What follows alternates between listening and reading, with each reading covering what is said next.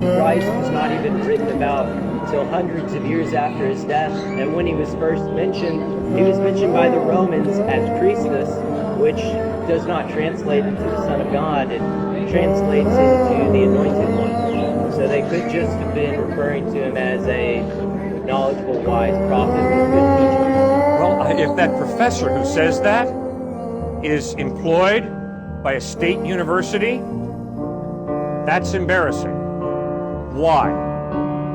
Because although that used to be taught 75 to 125 years ago on these campuses, archaeological finds and the discovery of the writings of the early church fathers have totally smashed that whole school of thought that taught that the Gospels were not written until a couple hundred years later.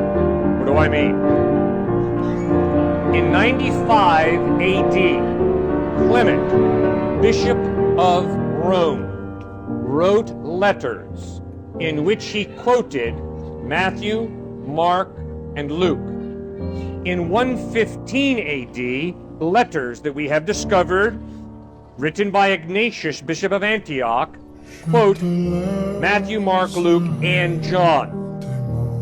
In fact, due to archaeological finds of the letters of the early church fathers, all of the New Testament is written about in those letters at the end of the first century, in the early second century. So that whole school of thought that taught that the Gospels were not written until hundreds of years after the event of Christ is totally false.